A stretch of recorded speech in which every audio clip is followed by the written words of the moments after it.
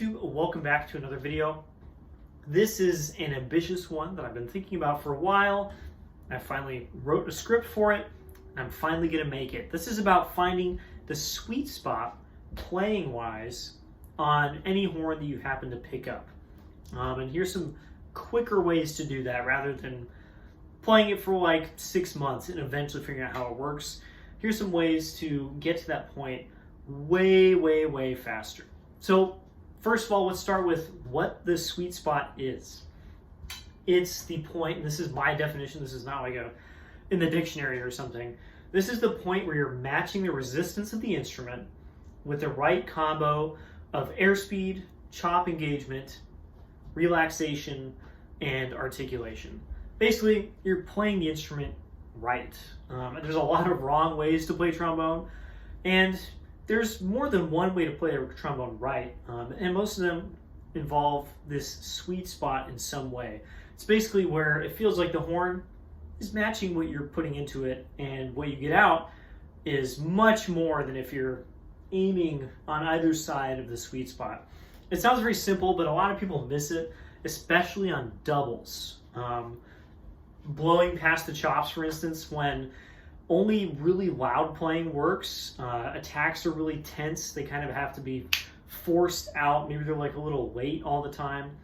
I've been in this camp for years and years. I've only kind of dug myself out of this recently. Some people underfund the horn, so they're using too little air. Maybe they're like too relaxed, and you get no real dynamic range. The extreme registers don't work at all, really. And you can't change the articulation. It kind of only comes out as one thing. A couple examples: bass trombonists that have no front to the note, notes just kind of blah, or they have to be forced into existence, and they have no higher overtones in their sound. There's no brilliance. That's really common, I find. And it's not necessarily bass trombonists doing that. It's a lot of times tenor trombonists or maybe tuba players trying to play bass trombone, and they're missing the sweet spot. Or people trying to play tenor trombone with a really dull high register. There's no sparkle to it. There's no real center. The notes are kind of being forced out in a way, but they're not coming out in a healthy way. So the sweet spot is absolutely paramount to playing well and projecting in the long term at a high level. If you want to play well, you kind of have to play in the sweet spot. There's kind of no way around it. I think a lot of us get away with not doing it for a long time. I've talked to some other pros who have gone through a similar thing where later in their career they're like, oh wow, I've been playing kind of badly this whole time and making it work, but there's an easier way to do it. And once you kind of know how it works, it's instantly noticeable in other people's playing. That's not to say that, we people who have sweet spots judge everyone else. It's just really obvious once you understand how it works. I'll hear someone play like a note and be like, ooh, they know what's going on. They're playing in a really healthy way. It's kind of that trombone empathy that I've talked about way a long time ago, years and years ago. It's a very similar thing. If you hear someone play a phrase, you go, yes. Or sometimes you go, ugh, that sounded hard. You want your reaction to be a, yes, that sounds great. It massively helps to have a comfortable point on your original instrument already. But if you don't worry about it. Maybe this guide will help you find it on the instrument that you play most of the time anyway. Equipment does matter. I've talked about this tangentially in the past, but go middle of the road. I find a lot of people that pick up bass trombone, they want to double on it, pick up also a giant mouthpiece, and they're making their lives way harder. Go middle of the road. Get a 1.5 G if you're going to play bass trombone. If you're going to tenor trombone, you're playing large tenor for the first time, start with like a 5 G, something just right in the middle. If you're going to small tenor trombone, don't get the smallest mouthpiece you can find or one that matches what you played on large tenor or bass trombone. Go middle of the road for that instrument. You can change it later. It's possible to find a sweet spot on almost any setup, but the point of being picky about equipment is to find something that makes the horn easiest to play, to find that sweet spot the fastest with the lowest energy. I have a drawer full of mouthpieces, and I actually have a bunch of large tenor mouthpieces. I can play almost all of them at a semi-high level, but the couple that I have that I use the most are the ones that are just kind of the easiest to find that spot and maintain it. Even this one, this Greg Black 3G, 5G, I waffle on it sometimes. It does not always find that the easiest way. There's two ways to check into the sweet spot. I think the most important one for me, because I do a lot of playing with earplugs, is to feel it. Literally feel, am I getting the correct resistance with the instrument? It feels like this little point out in kind of front of my chops. Am I feeling that? Because if I'm not, it probably isn't working. But also, we need to listen for the correct sound as well. It's not only a feeling, it is also a sound. And largely, if it sounds really good, then probably we're playing pretty well at the same time. But I like to have both of them working at the same time in conjunction. There we go. Has an N in there. So let's go over a few steps. I have 5 or 6 of these things that can help you find the sweet spot on a new instrument. And it doesn't, again, have to be a new instrument. It could be the one you play all the time quickly. I'm going to go through this, yes, I said that correctly, in real time with you guys. I've not played this for probably a month. I just pulled it out. I've literally not played it. I'm not lying. You'll have to believe me. I played tenor trombone and euphonium today, a little bit of tuba. I've not played this instrument at all. So we're going to go through this in real time. Starting off with, you have to be flexible. This is the first point where a lot of people get off the train. They're like, what? I play the way that I do and I'm not going to change. Well, when you pick up a new instrument, it's not going to work that way. You have to change to meet the instrument. The instrument can't really change that much, right? You can change the lead pipe, you can change a mouthpiece, sometimes you can change other components. It's largely going to stay the same. This is still going to be a bass trombone at the end of the day, no matter what I do. And it's up to me to adapt to the instrument. It's up to you to do that. All right, you've got the right mindset, you're flexible, you're ready to be changed by the instrument. Set, breathe, play, always in that order. I talk about this a lot with my students. And do some P attacks, just with air, not even playing it. I want you to put the mouthpiece on the face. Yep, that feels unfamiliar because I have not played this for a month. And I'm going to do some just air attacks, letting the chops figure out where the edge of the mouthpiece are.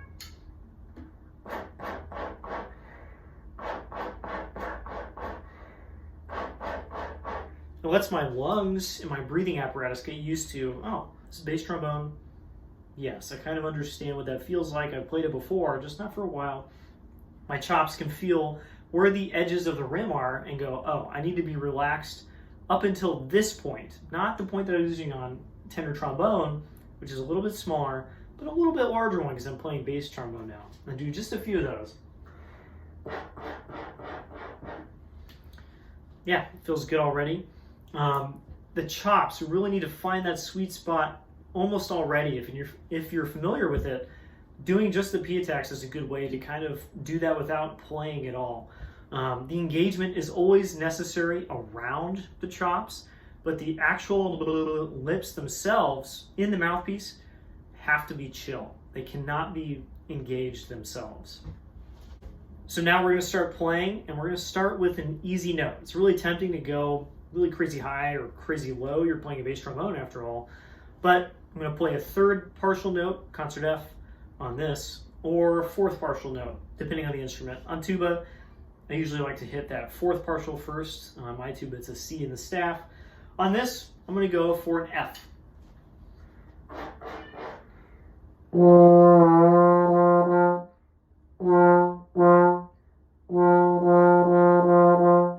I'm going to suss out how that note wants to be started. It's different than it was on the tenor trombone, and how it wants to be sustained, how I need to give it the airspeed for it to continue in a healthy, good sounding way.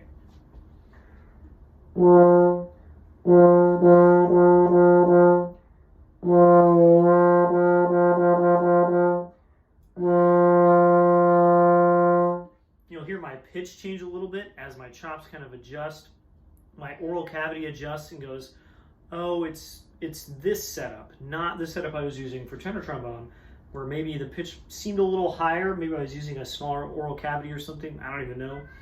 The pitch is settling into the instrument. I'm going to do a couple bends to find out where I am in the partial to really be sure about it.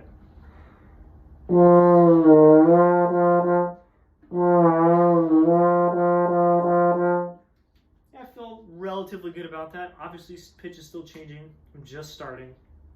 And that's how it's going to go for the first few notes. I might play just a couple other notes around that.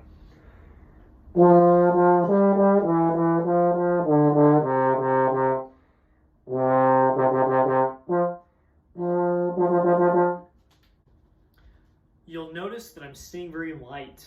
I'm not playing loud. I'm not playing fast or heavy or anything like that.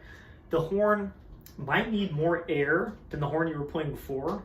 This is bass trombone compared to the tenor trombones, but it doesn't want it all at once.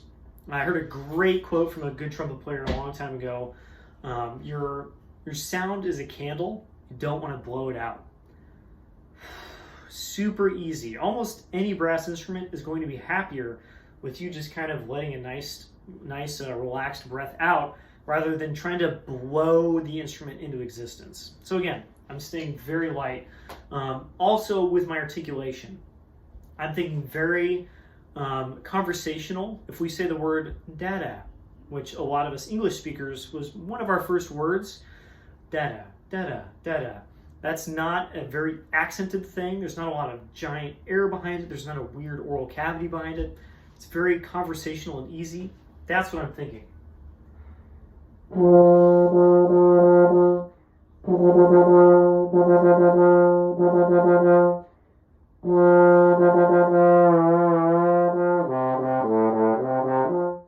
Staying very light.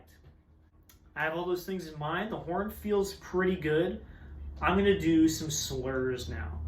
Slurs tell you a lot about the instrument, how it wants to get from note to note. Some are easier than others. Some are really hard. If you're playing a B-flat contrabass trombone, for instance, slurring is not going to be easy. And maybe someday you make really beautiful slurs on it, but probably not. On this, I think it's probably going to be pretty easy. And if you can slur well on any given instrument and make a really beautiful connection between two notes, you can probably play it pretty well at a high level pretty quickly. So again, keeping it really easy, I'm going to do maybe three note slurs. I'm going to keep it to easy partials, nice and slow. Just kind of let it happen.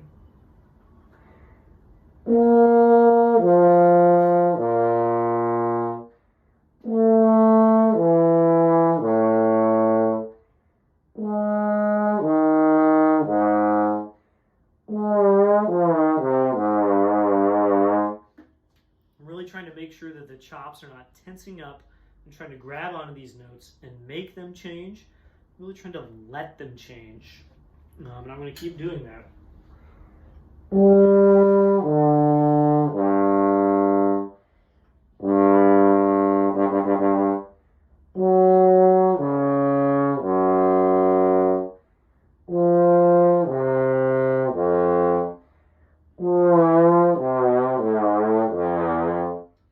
Some slurs through the valves as well to make sure, I understand what this feels like through the valve. Now I'm going to add some articulations into the slurs. We'll pretend that I've done this for a little bit longer. I would probably play a few more. I'm going to add some articulations, meaning I'm still going to play a slur pattern, but I'm going to articulate each note once or twice. This tells you a lot about how the sweet spot will change with different registers on the instrument. We're still trying to feel it. We're trying to match it to the articulation, that really easy da-da feeling we were using earlier.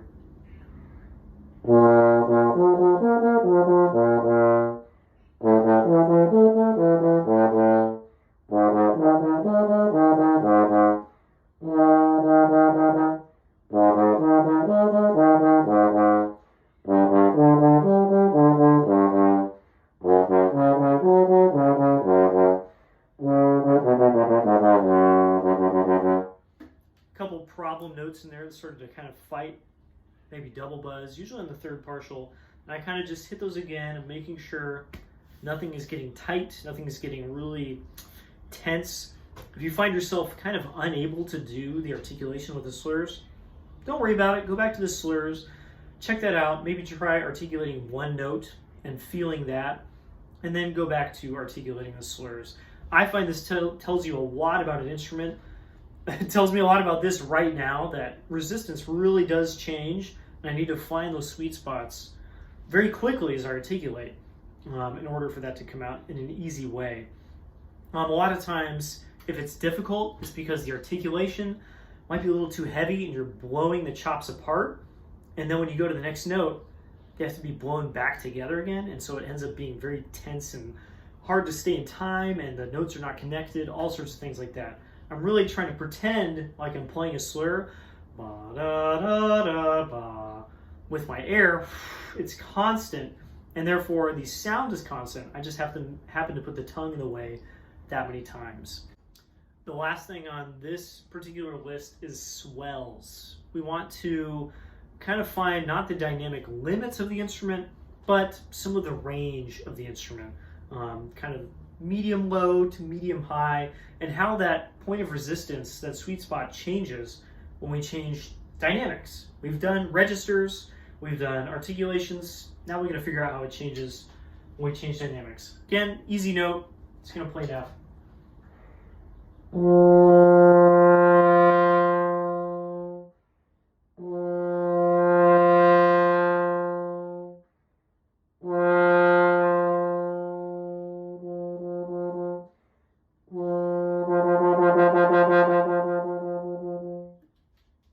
Articulations in there as well. As with everything, we want to make sure the chops are staying supple.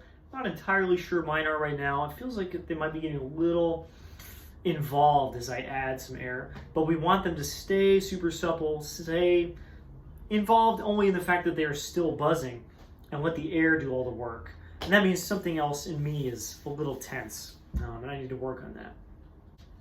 So at some point in this experimentation, and I usually would take either way less time, because I'm just going to pick up the horn and play it, or a little more time if I'm going to have a practice day. I'm going to take like 10 minutes to really kind of be like, oh, that's how this horn works. Okay, here we go. At some point, you've found something out about this instrument using these tools that I've outlined above. Keep playing more difficult things. Just add in one new difficult thing at a time. Doesn't have to be like, all right, I've played middle F, it's time for bluebells. Don't go straight to the end. Don't skip all the steps in between. Start adding different things. For instance, I would start playing some low register. And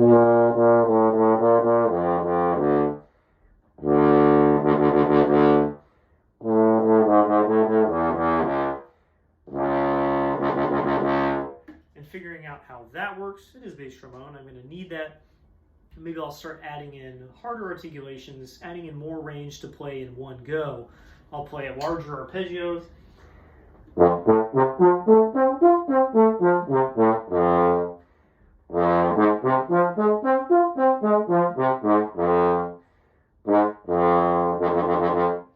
Always listening, always feeling. Don't just play these things mindlessly.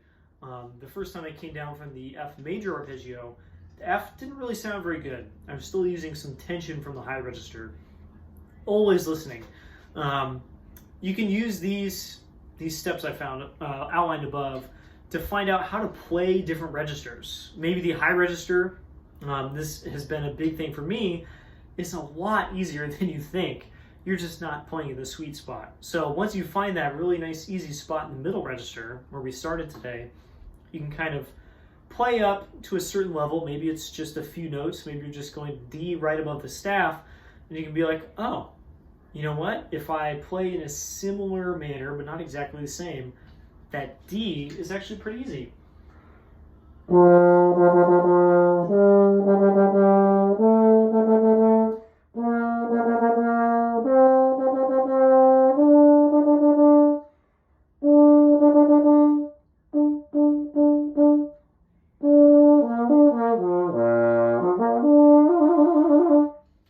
That feels a lot better coming from a place where I already have a nice sweet spot understanding, rather than just trying to play a D with no understanding of the range around it.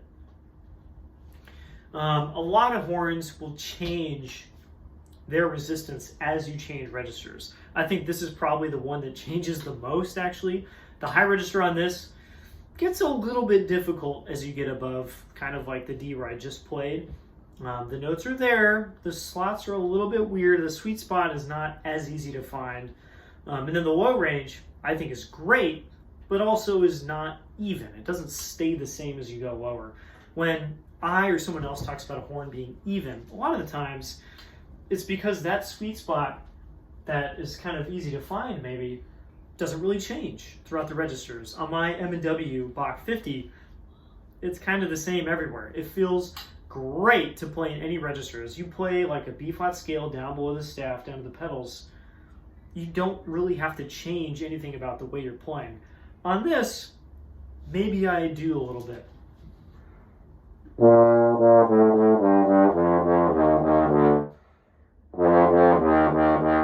Even getting out of that E flat, there's something I didn't do that I needed to do to make that sound a little better.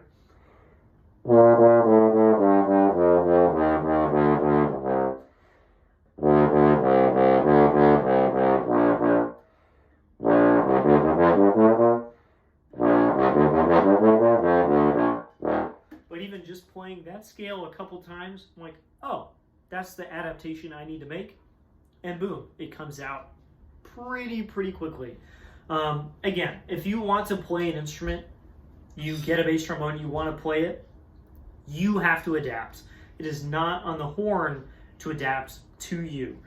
There are small things we can change. We've talked about this earlier, but it's up to you to change to the instrument. And I think a lot of people, and I started with this is where they get off the train. They don't want to adapt. It's really just a lot easier for you to change just a little bit for the instrument.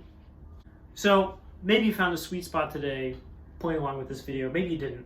But I think you will find that there are very few horns that are like actually just bad or unadaptable once you find some semblance of a sweet spot. But there are some. I want to be clear, there are bad instruments out there. Even if you can kind of find a sweet spot and you're like, oh, okay, I kind of understand this, but it still sucks. There are definitely instruments like that out there. But the realm of instruments that are now a little more acceptable, a little easier to play, grows a lot when you find a way to find the sweet spot. There are some horns that I have here that I've been kind of iffy on. I'm like, you know what, this is actually kind of hard to play. And now that I've really worked at finding this on all my instruments, I'm like, you know what? All the ones that I already kind of liked and, you know, mostly felt good about, they're still great. And the ones that I pick up and I'm like, wow, this is really hard to find that sweet spot on, those are the ones that I sell because they don't match me entirely. There is a limit to our adaptability. I don't think I would play the same bass trombone as Charlie Vernon or even like Denson Paul Pollard or some of those other big orchestral guys. They have really adapted themselves to a big mouthpiece, not a lot of resistance setup, which is fine. That's what they do. That should be what they do. I'm not willing to go that far. There's still a realm in which I live where my adaptability works, and that's okay. That's not a huge deal. But anyway, this should give you some insight into how you can match your mouthpiece or other components to you, because this is also a way that you can test stuff. You can go through this whole regimen. I can change my mouthpiece to something else and do the same thing and be like, oh, this actually makes the upper range easier. And it makes the low range about the same. So I will use the other mouthpiece or other, different things you can change on the instrument. This works on pretty much anything. And again, it could just be the instrument that you play all the time. I think this would be a good regimen to follow every once in a while. Hopefully this helps. I'll see you all in the next video. Bye-bye.